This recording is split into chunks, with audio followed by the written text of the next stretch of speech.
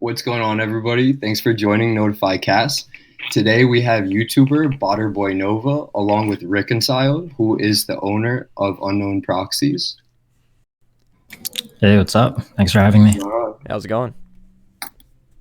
Okay, to start off, we want to ask you, how did you get into botting and when did you get into botting? I got into botting maybe like last year, a little bit over a year.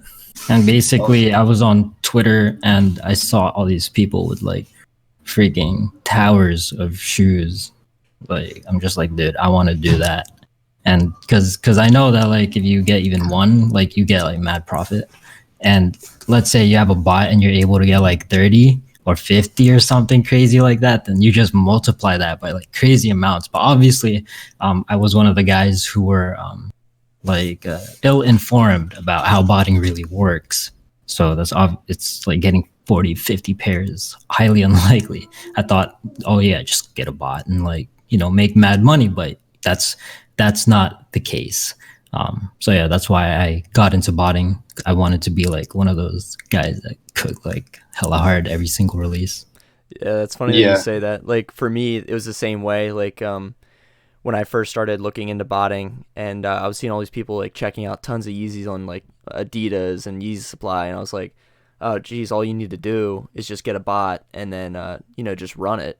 But for like the person that like for the average individual that's looking to grab like one or two pairs off Adidas, and that's like a lot for them, it's a lot more that goes into it when they start doing some research and seeing that you need proxies, you need like individual info, and it's a lot of information too, which is what's so nice about having these cook groups like Notify. Yeah, and now more than ever, like when I first got into botting, it was literally you like basically buy a bot and you buy proxies. Now there's so many extra advantages to go along with it. There's so many little tools. So it's just like way more complex than when I started. And I see that continuing into the future.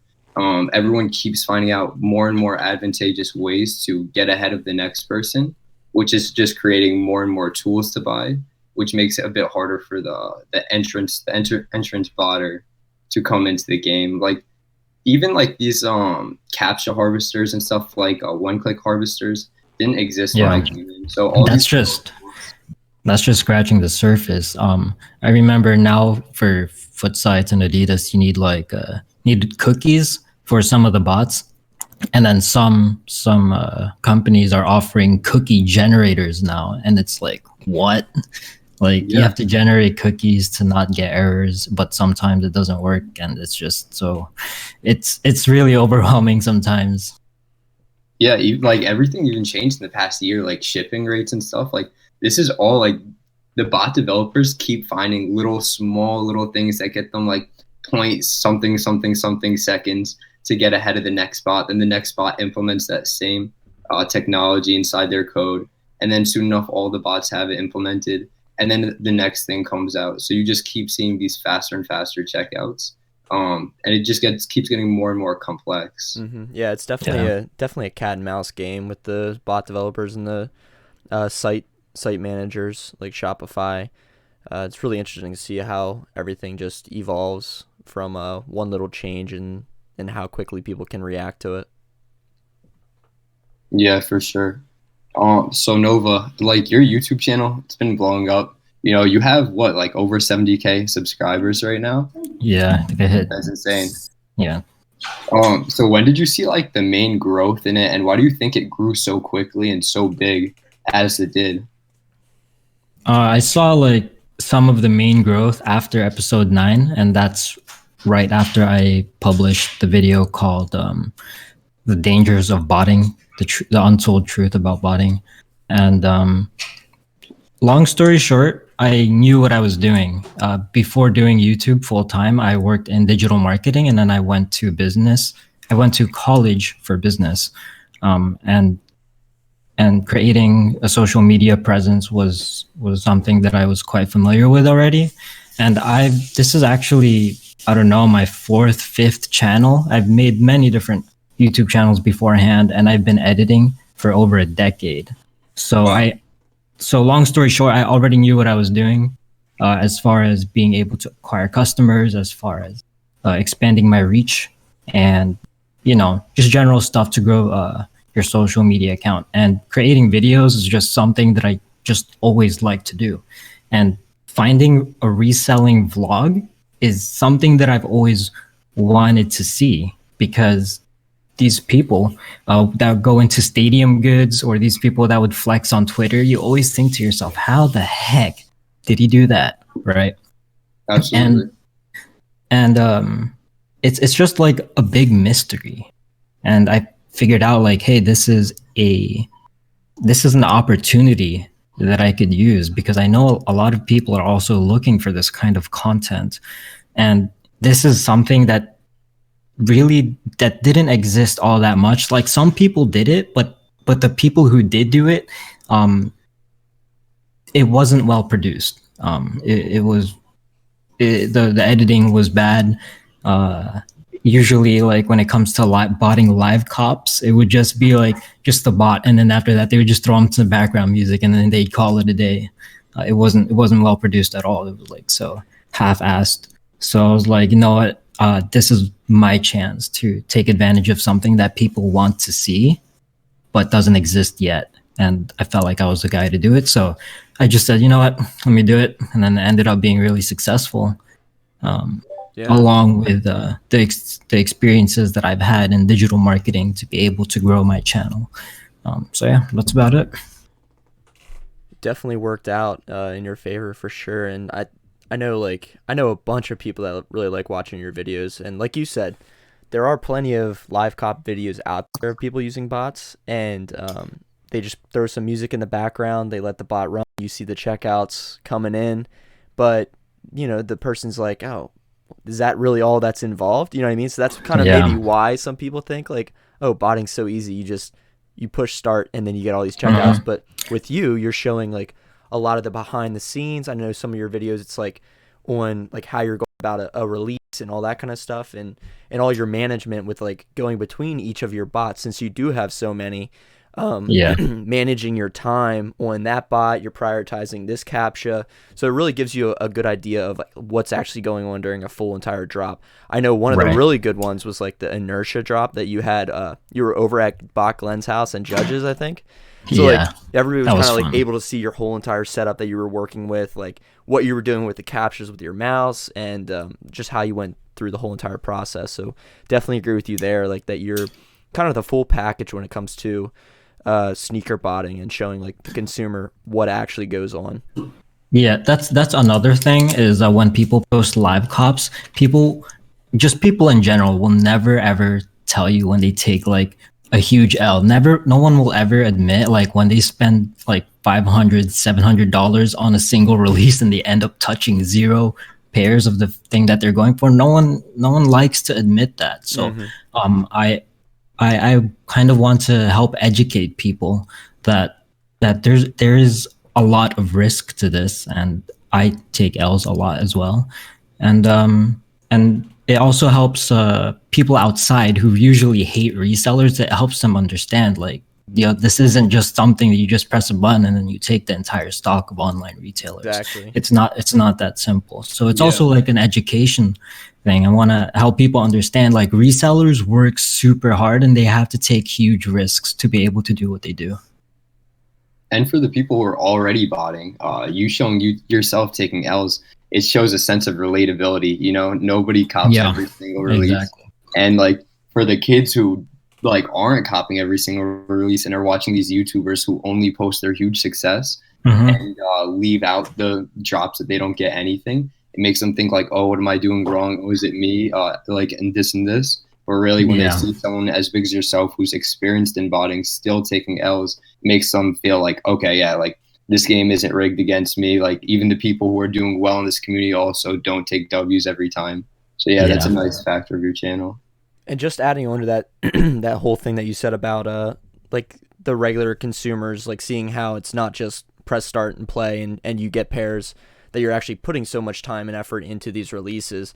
I think maybe like, and not that we need everybody's respect in the community, because I do understand that people find it frustrating when bots are destroying sites, but I think it does kind of show a little bit of respect. Like, look, this guy's putting in the time and the effort to secure these pairs that he's trying to get. It's not like it's just just like a thing they're getting by doing nothing. You know what I mean? Yeah, exactly. I'm actually going to make my next video is going to be exactly about this very thing that we're talking about. And the essence of the video is going to be like, look, these shoes are difficult to get. If you want them, then you have to work for them. Exactly. And that's about it. That's all it comes down to. Yep. And what we see is it's getting harder and harder. Like, Yeah. it's not getting easier with all these tools being made. It's actually getting more difficult. Yes, sure. sir. So one of the things that I would like to ask you then would be, what do you think your most consistent and your favorite bot is to use currently, since you do have such a big arsenal in your inventory? It changes all the time, man. Like during the beginning, the beginning of the year, I would say it was Nike Shoebot and Eve were some of my favorite ones. And then more towards the middle, it was like Kickstation. And then more recently, it was Kodai. And I think I'm liking Kickstation a lot again, but I might get a lot of flack for saying that because they've had some serious allegations against them. Mm-hmm. Yeah. I'm going to try to stay away from the drama, but basically Kickstation, almost every single release, it's like their users are successful.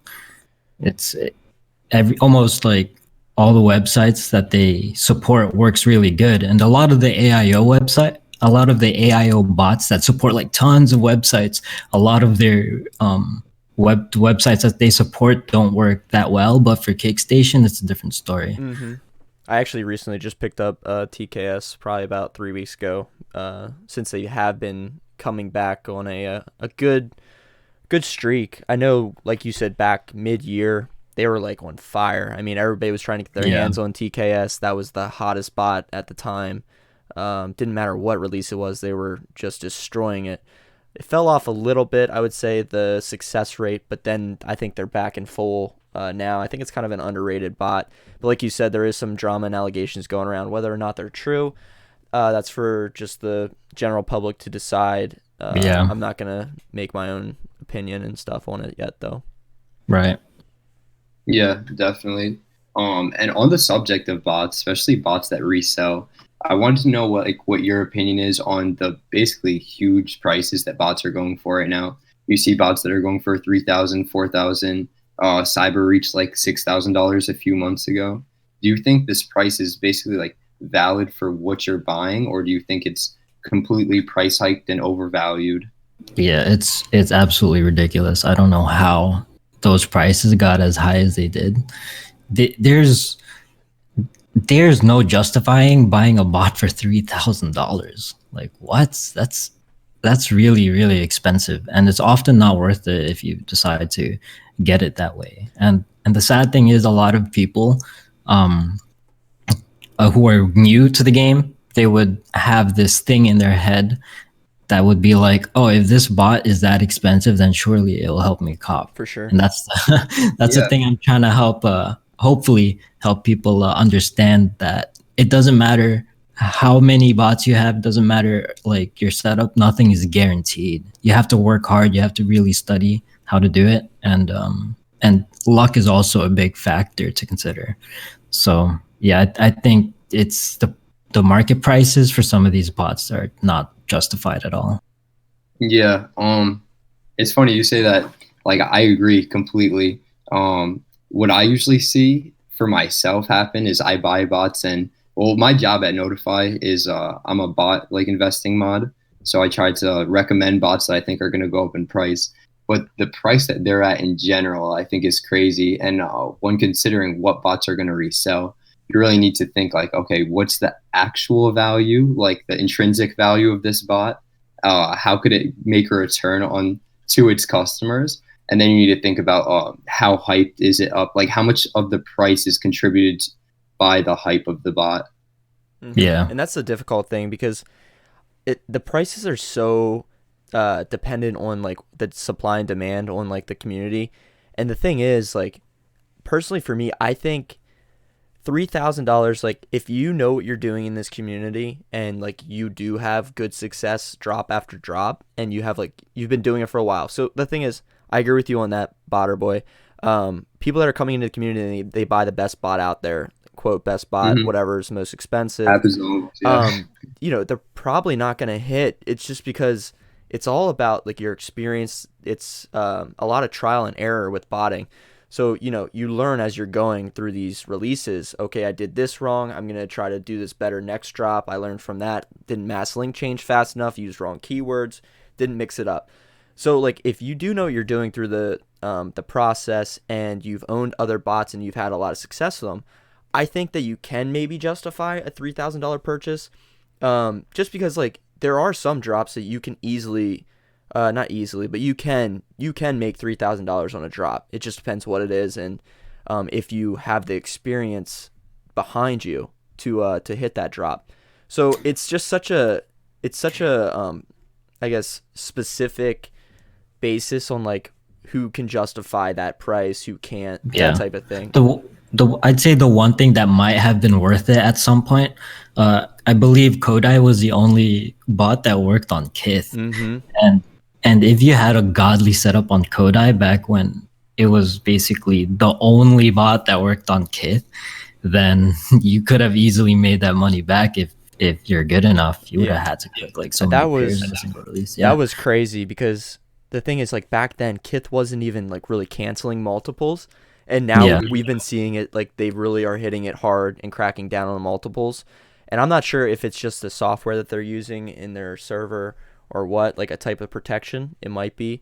But yeah, I think Kodai might have peaked like with their success at the Yeezy Day. I know that was an absolute like feast for the users. Yeah, that was absolutely insane. And that was at the same point too, like you were saying, they were really the only working bot for protecting sites. And I think now we're kind of to the point where everybody's really solved protection, and it's just now people are fine-tuning it to be the most efficient, and we're seeing a lot more success on all these bots now for any site that has protection. Yeah, that's a good and bad thing, because although a lot more bots are being able to figure this out, in theory that would mean like there's a lot more competition. For sure. So if I have Cyber and you have Kickstation and we're both equally as good, then the success is going to be more spread out amongst I think that's where like that luck base that comes in that you were talking about earlier. Really, like botting, once you get to that point and everybody's got like a really, really good setup, and like I said, they've been hitting a lot lately, and they're all competing against each other because theoretically or realistically only like 5% of the botting community is hitting on those drops that are really, really limited. And it's almost a glorified raffle at that point for the sites. Exactly. Yeah, definitely. And even at that point, like the people who are hitting consistently on these very limited drops, their setups are probably more expensive than a majority of the people who, like, just the average kids, like high schoolers and stuff who are botting could afford. And they also probably have a lot of deals on, like, let's say like proxies, or like they have friends who could let them borrow their bots. So they have just this setup that's kind of not a lot of people could have themselves. Yeah, especially some of the people who cook consistently, like all the time. Well, to be fair, it's changing a little bit now. After residential proxies have become more and more important, it's changing now. But before, when data center proxies were a must, some of these guys that I know were running a stupid amount of bots and tasks and proxies, like just unfathomable. And I'm thinking to myself, dude, I thought my setup was kind of overkill, but these guys take it to like a level that's difficult to even imagine. It's like, oh, dude, there's no wonder you cook, because if they don't cook, then they lose thousands of dollars. Yeah, and then you have people who, like, you know, somebody who would get you Nike accounts for the price of what it's costing to make them, and you just can't compete as someone who needs to like buy the Nike accounts at like the market rate. You know, there's some definitely advantages that you can't overcome that the people who are hitting consistently have overcome, which gives them that upper hand, and it's why they hit on those very limited releases. Right, but I think the way we make it out, just listening to this conversation, people might think, oh, if they're doing it, then I have no chance. Like to any beginner botter who's listening to this right now. Well, the thing about what they're doing is that they are taking such huge risks. So if they do cop, I would say that it's it they I would say that they deserve it, because if they end up not copying, then that's thousands of dollars down the drain. You Yeah, know? definitely. They're investing a lot of money into each Yeah. drop. Yeah, absolutely. With that being said, there's a lot of releases coming out this week. This obviously, maybe probably the best week of the month. How are you going to set up for this week? I know a lot of people are like curious exactly what you do to prepare for releases and such. So, how are you going to be going about this week? Well, my process is probably going to be a little bit different from newer users who only have one or two bots. But Mhm. in general, what I do is I kind of take a mental note of the success of every bot that I have, and then Yeah. just base which bots I'm going to use on whoever has the most success. That's about it. So, in general, you usually don't use all of your bots at one time. You'll pick and choose just for to basically make I it it easier to would manage. I think it would be impossible to use all of my bots at the same time, because the more bots that you use and the more resources you need, that means proxies, more Mhm. servers. So let's say I have like 7 bots or 8 bots. I don't know the exact number, but let's say I have 7 bots or 8 bots. That would probably mean I would need like 8 servers. Yeah, that's not happening, and probably 8 hands. Yeah, it's not gonna happen for me. Yeah, definitely. Cool. So moving on, obviously, like there's been a lot of changes to the resale market and basically botting community in general. But how do you adapt to the changes that are made? Um, just looking at success and success setups in some of these bot discords, and I Hmm. also get a lot of help from the members of the community from the different cook groups. If somebody ends up taking like a bunch of pairs, I just ask them, or usually they would just tell their members if they're nice enough, or if they're staff members, then they kind of have to help their members cook, by revealing their particular setup. And that's all it is, really, looking at what worked in the past and then trying to adopt that same thing. Totally Yeah. agree. I think for me, one of my favorite and I think key features that one of the bots I use mainly, Balco, they have like an auto logger in their like a checkout logger in their Discord. And for me, I tell people to actually bind that to their main Discord just because of that. I know TKS also does, but you have the option whether or not to send your checkouts to that. So it doesn't show you like everybody's checkouts and when it's happening. But Yeah. with Balco, every single person's checkout goes into that logger, and it will say like delays. So some might not like it, but for me, I don't mind it at all. And I think that it really just helps everybody in that Discord with that Oh, bot absolutely. figure out like Yeah. what's going on, what's working. It will show the safe mode that they used, so it could be regular safe, extra safe. Hmm. So it's super helpful, and I think like for me, that's just a huge plus to have that bot on your Discord because of that reason. And it's not even like it's that big of a deal because you can unbind it through Bot Broker. So I think that's nice too. Yeah. And also another cool like feature of that edition is it gives you data. And what's more valuable than data in this game? Hmm. You could see Mhm. like if you see a bunch of checkouts by a person with the task that had the same amount of proxies and stuff, it's the same person who checked out like those 3 items that got checked out in a Yep. row. So now you know exactly like how they're doing it, and there's also a sense of transparency now. Now bots can't say, uh, oh, like we did so great on this release. You could just go into their checkout Yep. log, see exactly how many people checked out on the That's release. one of my favorite parts about it too. It's Yeah. full transparency. If they didn't do great that one drop, everybody sees it. They can't like make numbers up. If they did do Yep. really well, they everybody can confirm it. And I think that also keeps I think that also keeps the bot in like a stable market position too. Like it's not going to be Mhm. as manipulated as some other bots that say like, oh wow, we absolutely feasted that drop, and then they turn out they only had not saying that many bots would do this, but like, it turns out they didn't really have as many checkouts as what they were trying to say. Yeah, because some bot developers would be like, yeah, we feasted, and then meanwhile it's a Supreme drop, and you know how it goes with Supreme. A lot of people just cook bricks. Exactly. And then they would say the number of checkouts, but they wouldn't say exactly what it is that they checked out. Exactly. I think I'm not going to mention names, but I actually had seen a bot say that on one of the Supreme drops that were like a really big brick week, and it just turned out like the really hyped item, they didn't really hit many of them at all, but they said they got like 3,000 checkouts. So it's like, happens all the time. Yeah, exactly. That's a good point though. Yeah, like on this on the TNF drop, I was looking inside the Balco checkout log, and I was seeing bag. I was like, oh my god, it's something that you can't hide. You can't say you cooked this release when all of its bags. Not to say that they didn't do well in it.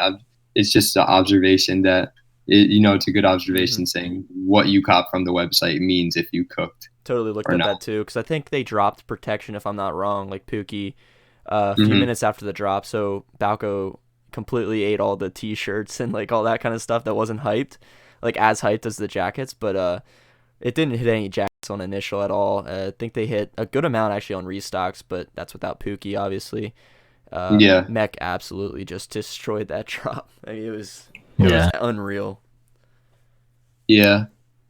Going off that, I mean, like, while we're on the topic of Supreme bots, I'm sure both you guys like are aware of the F3 mobile bot that released. And I wanted to get your guys' opinions on that, because this app it literally made, I think it was #1 on paid apps the day that it came out on the whole app store. So like the sheer volume of sales that this app did in one day, and this is a bot, this is inside our community, and it became the #1 paid app. That's crazy.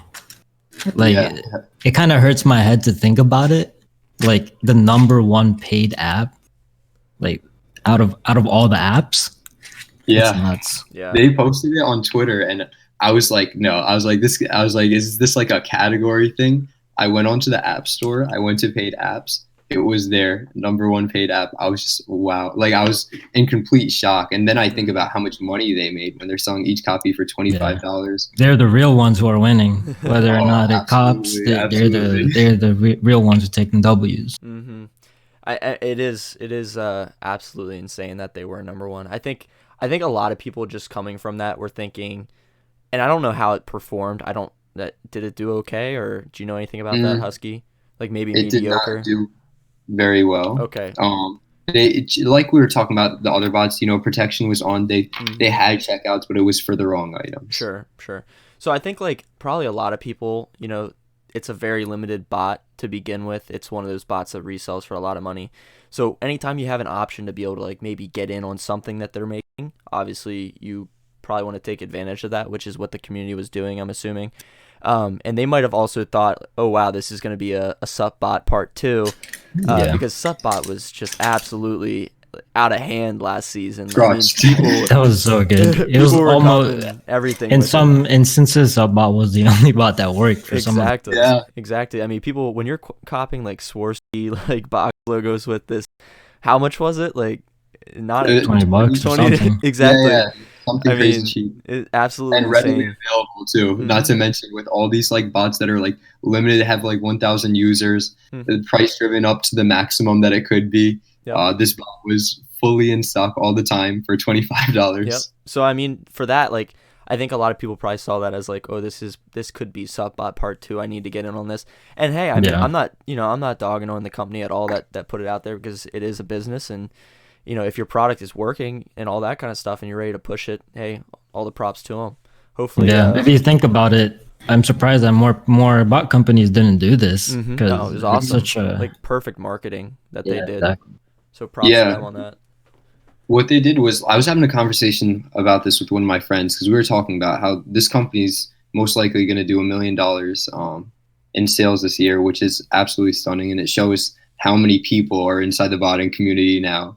Versus maybe if this app dropped 3 years ago, I don't think they'd be #1 in the paid app section. But they made a clear name for themselves, like Rek was talking about. Like they really made their name well known in the community. Basically, their early on success with their desktop bot did the marketing for them for when they dropped the iOS bot. Yeah, they were a really good bot for this season. Mm-hmm. Like, I think, Yeah. So just adding on to what you were saying there, Husky, I know you're into finance major. It's really, for me, like lately, it's really interesting to look at like how this whole trickle down economy works in the sneaker industry and sneaker Twitter. Like, this community, it's not huge by any means, but the economy and like what we're creating inside this is actually incredible, with like the people making money from the resale profits. Just the money flow is really, really impressive, or what's going on with this small community. Yeah, and then when Yeah, I you think agree. of a $25 bot, you think about like simple, like the basics of economics. If something's worth X amount and you could buy it for less, then it's a good deal and you should buy it. So if this bot's $25, but it could make you more than $25, then rationally thinking, everyone should buy the bot. And I think that's why this happens. The people see more value in the bot than the $25 cost, which is why nobody think twice to buy it. I mean, I bought it. I was like, it could work on one release, then I make my full return back plus whatever amount over on top. Exactly. Yeah. Cool. So moving forward, like while we're on the same topic of Supreme, do you think Supreme is dying out? Obviously, the prices are not what they used to be. Stock is not what they used to be. Number of physical locations is not what they used to be. But most people still tend to wake up at 10 a.m. Eastern or 10:30 Eastern to go for that 11 a.m. drop every Thursday. But do you think, Nova, that Supreme's dying out at all? And where do you see Supreme in the next 1 to 5 years? Is Supreme dying as far as resale? I'd say yes. And the bad thing about that is one of the biggest charms of Supreme is that it's limited, and that if you got it, then you're in the know. And that goes for a lot of the limited releases as well. But Supreme was notorious for that. And it's basically what made them them. And after they got an investment, I don't know the details, but they have investors now. Yeah. It's essentially, once somebody invests into your company, then your goal, or at least one of your main goals, is to be able to increase your profits. And I don't blame them for the decisions that they're making. They're simply just doing their job. And they understand that they can take advantage of people that want their products, because before it was really difficult to get. And if you simply increase the stock, then number one, you increase your profits, and number two, you increase the amount of people that actually want them instead of the people that resell them. And another thing that they're doing is they are increasing their prices ever so slowly, but they are doing it. Yeah, I agree. Yeah. And that's another great way for Supreme to be able to work towards their goals as a company, and which, like I mentioned earlier, one of them was to bring in more profits for themselves. And what that means is less profits for resellers, because there's going to be more stock, more people are going to be able to get them, and essentially it's just going to be easier to get overall for the average consumer. And even if they don't get it from the store directly, then paying resale won't really kill their bank accounts relative to how much they would have paid for it. So if something resells for like just $30 over retail price, then people are probably going to end up buying it, simply because it's not that much over retail if they really wanted the item. I think you hit the nail on the head on that perfectly. Just like touching on what you were talking about with like the investors and all that kind of stuff. So yeah, I think investors started investing in maybe a full year ago is when it first started happening, the beginning of last season. Yeah. So basically the goal of any business is to maximize profits for your investors and make money. No business, unless no profit business is looking to, not take advantage. You know what I mean? You're obviously going to want to take advantage for your investors' sake, because that's your sole and main goal to make money. So it does make complete sense for them to up the stock numbers, to cut the aftermarket, because quite frankly, Supreme does not really care at all about the resellers. Yes, it's one of the main reasons that they have done so well, because of the hype that they have driven for Supreme. But at the same time, they're looking to maximize the profits off of the resellers being in the community, and they're thinking, these people are going to check out this product no matter what with their bots. Let's up the stock and have it sell out still while making more money. So I think you touched on everything with that whole market perfectly. Yeah, because once investors start to get involved, and they get a bigger say of what happens to your company. It depends on like the contract or whatever. But some investors, I'm not talking about just for Supreme, but for just businesses in general, if they end up having some sort of agreement, I'd imagine, where the investor gets a say in how things are done. And usually if you don't want that to happen and you own a business, then you simply wouldn't take the investor. And I'm not sure why they took the investment. I'm sure they have their own reasons, but Supreme could have easily done the exact same thing that they've been doing. Even without them, they can increase their capital just by increasing their stock numbers. I don't know, just speculation. Just wondering about their decisions. Yeah. I mean, their structure of their business is really tricky to scale. Meaning that as the business gets bigger, it kind of self-destroys itself, because the business basically relies on having limited products, and that is what makes people want their products. But as you start to make it more widely available, people stop wanting it. But as a business, you want to grow and you want to make more money. So as you start making your products more available, in order to make more money, people start wanting your products less. So it's almost like a self-destructing at a certain point when you want to scale it. I think that might have been why Supreme's sold off half their company to investors, basically to cash out on $500 million. Because I guess I'm pretty sure it was valued at $1 billion, and then the half that they sold was $500 million. So easy way to cash out on a $500 million. Yeah, well, I know that. I think this was from an interview, but I think the reason why they did the whole business model of low stock to begin with was just simply so that they didn't have to hold on to inventory, and that was really the only thing.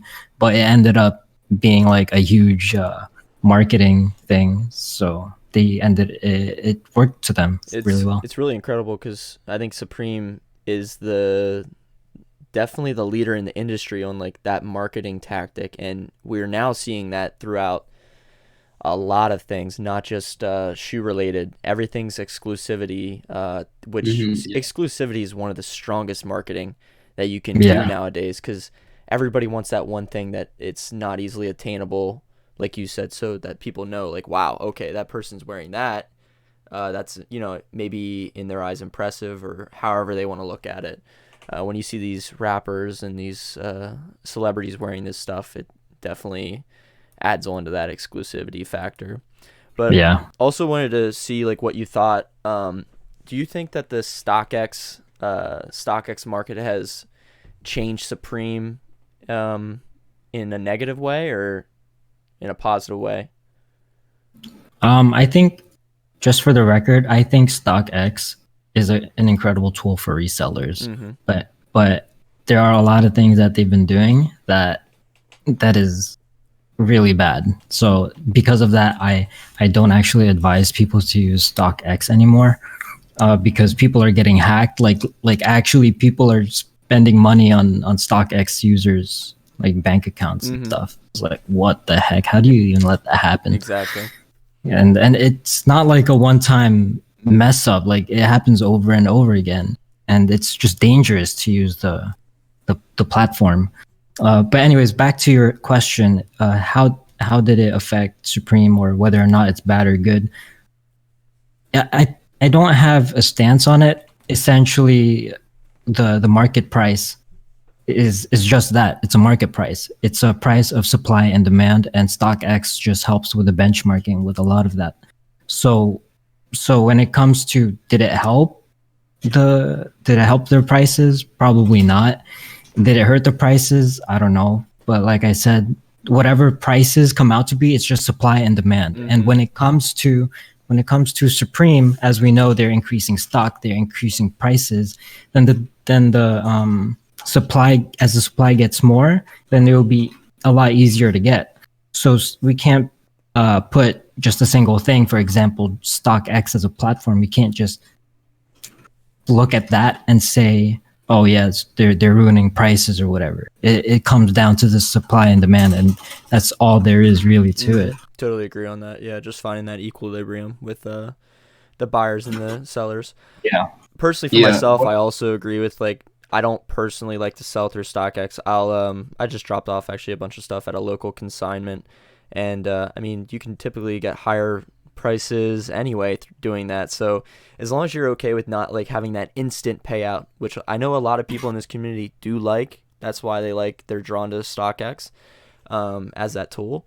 But like, if you're able to sit on your product for a little bit and put it up at a in-store brick and mortar location, you're going to get a lot more value out of that product and see a better return.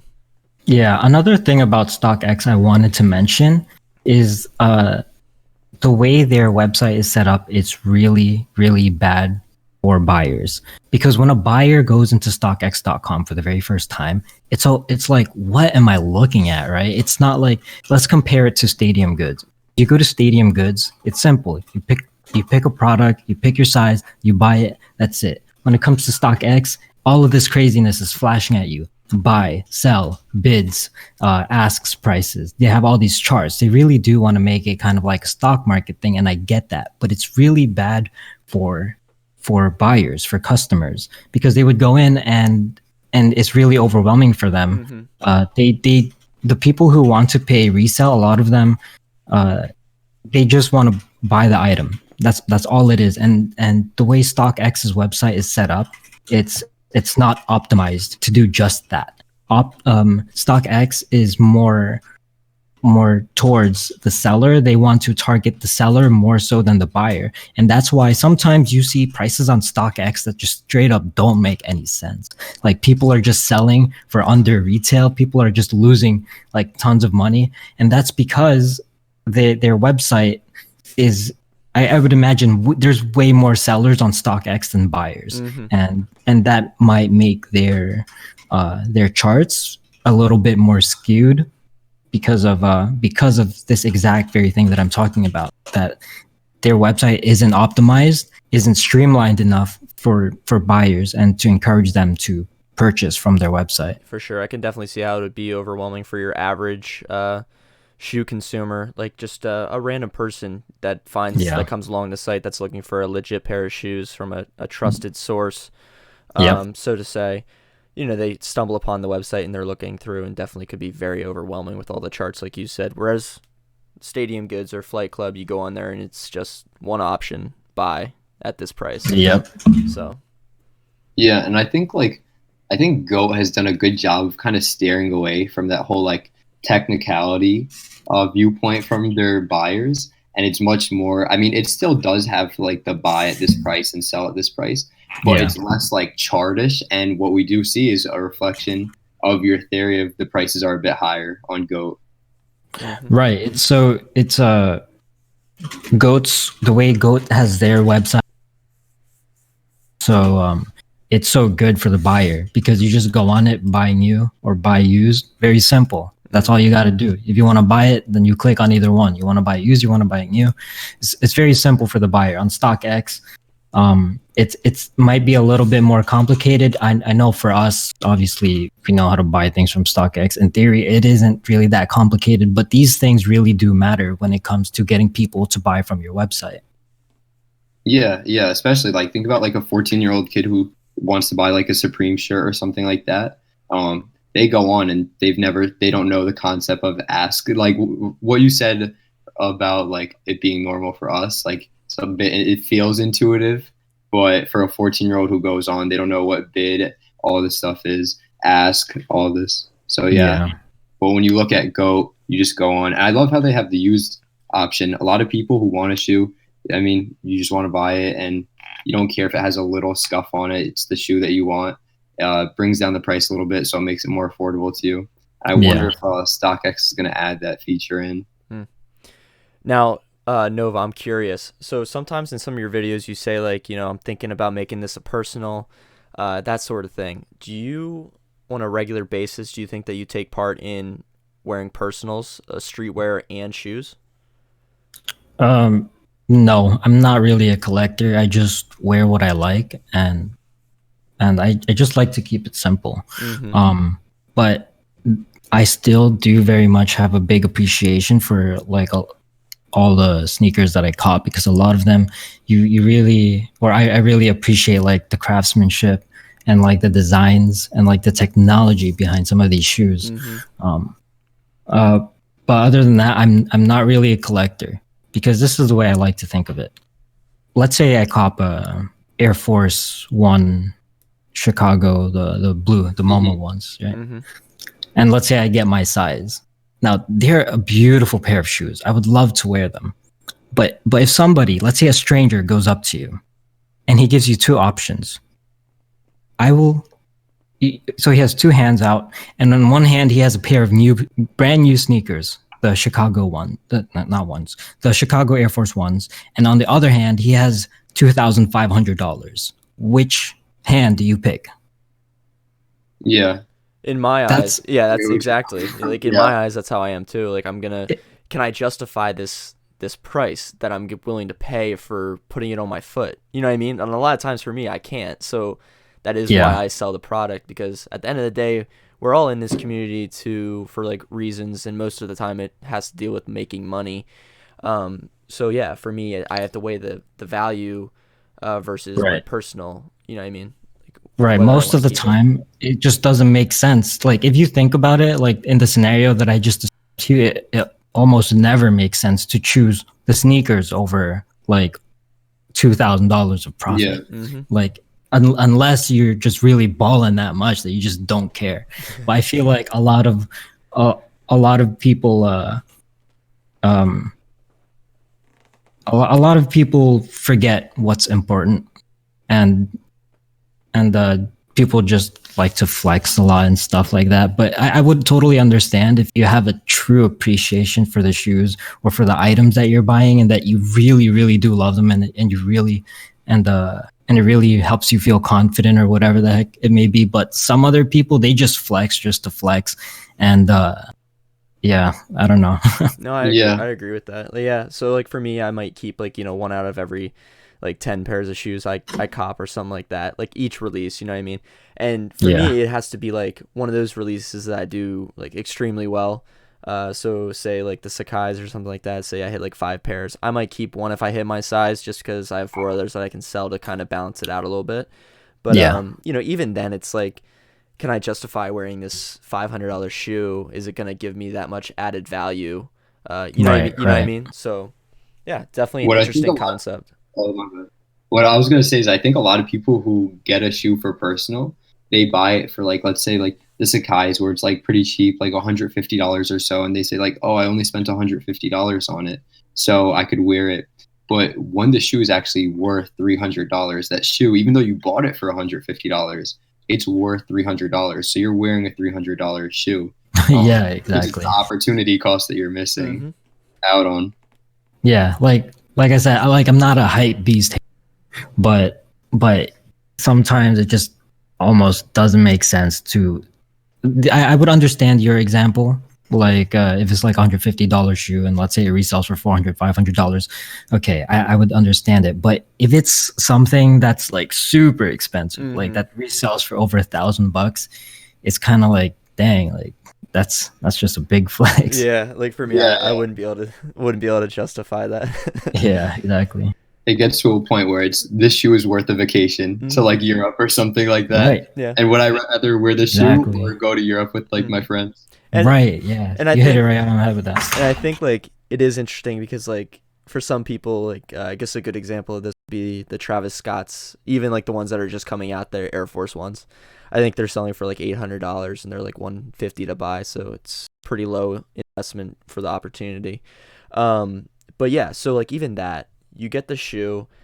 I could see there's some huge Travis Scott fans out there. I mean, just massive. Like that is a big part of their lives. You know what I mean? And I understand that. Like this guy, I really look up to him, like something like that. Maybe like they've helped you get through some hard times, like listening to the music really calms you down and puts you in your right mindset. I understand that because that's added value to them. Like, look, I am wearing something that this person created that I look up to, and they've really helped me through some hard times. So like I think that's where you can see like that value, weighing the value to like the amount of money you'd make. You know what I mean? I really want to support this guy, and so I think that's kind of where people come from with that maybe. But then you definitely see the people that are like, this shoe is an extremely expensive item, and I'm just gonna wear it just because it goes for that much, and they don't really have as much appreciation for the person that made it. Yeah, exactly. Yeah, and I mean, if Travis changed and I know a lot of people are like, I like Travis too. I think he's really good. But I know people like Travis on a deeper level. Don't wear the $2,000 shoe, like especially for like all like the high schoolers listening. Don't put on the $2,000 shoe, like the Travis Scott ones. Buy the T-shirt, buy the Air Force One sales. Don't put on the $2,000 shoe and wear it around school. Yeah, I mean, at the end of the day, it's their decision, and I'm not gonna tell them what to do with it. Yeah. But yeah, no, it makes sense. What? So I guess we're already talking about it. We're already on the subject. What are your opinions on the Travis Scott Air Force One? Yo, it's not for me, dog. No? It looks a little funny for me personally. So do you think you like the original Travis Scott Air Force Ones that he came out with better than this those iteration? are so fire. Yeah, I love those. I'm trying to look at a picture of these. Mm-hmm. There was something about it that I didn't like. It's probably the zipper on the top, but you can actually take that off. So I think they actually look decent on. If you see an on foot photo, I think they actually look decent. But for me, I think they're cool. I don't know. I don't know if I'd keep a pair. I don't think I would. But it is interesting. I think that it's really cool that he's having fun with his designs that he's doing with Nike. I think it's really cool that Nike's letting him have like full reins too. So he's putting like corduroy on there. We haven't seen that since like the Sean Witherspoon, so that's a really cool feature.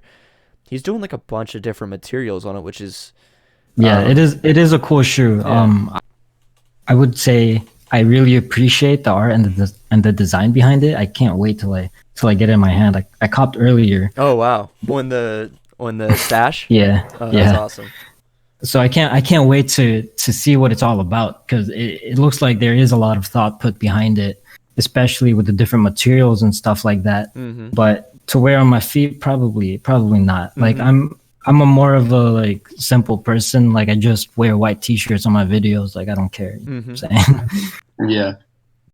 So to wrap up the episode, we asked a bunch of members in Notify what they wanted to know from you, and a lot of people were asking about like having a YouTube channel and being a full-time reseller. But what I was very curious to know about is, what do you have planned for the future? Do you plan on continuing with the resale market and creating a service of your own? Or do you see yourself merging into another market in the future, or creating your own business outside of reselling? I don't think I'm going to make like a business of my own. Like as far as like I'm not going to make a proxy company. I'm not going to make a cook group. That's probably because I just leave those to the experts, because it's just too much work, and I barely have enough time in the day to begin with. Before this podcast started, I told you guys that I was up for like 48 hours, and that's because I was editing the video. And basically, I want all of my videos to be like super top notch as far as production. As far as production value. And these things take very long to make. I'm basically like a one-man crew, and my girlfriend helps me review the videos after it's finished, and then I end up making multiple different drafts. I have to make sure that everything is perfect, or at least near perfect. So, like I said, it is really tough. So that's basically what I do full time. I'm a full time YouTuber. So if anybody asks what I do, like I wouldn't consider myself like a full-time reseller. I'd consider myself a full-time YouTuber, a full-time content creator. That's a cool title. The thing is about making a different business. You know, I was thinking about making another YouTube channel that discusses like how to grow your brand, or like philosophical like things, like I don't know, how to get the right mentality, things of that nature. I was thinking about doing that, but as far as like getting into creating my own brand, like let's say I want to sell bots, or I want to sell proxies or whatever, I'll just leave that to the experts, and then I'll help promote them if they are actually good and they help their customers and things like that. Yeah. For sure. Yeah. Well, what you're doing, the hard work you're putting into the videos, it's definitely showing. Your YouTube videos are coming out great. Obviously, the subscriber count is a great way to show that yourself that you're doing awesome. Thanks so much for coming on NotifyCast. We really enjoyed the conversation. Yeah, thank you. Of you being on here, and I think a lot of people, I think everyone who listened could pick up a bunch of things from this as a reseller or a member of the botting community. Thank you guys for having me. Yeah. Sure thing.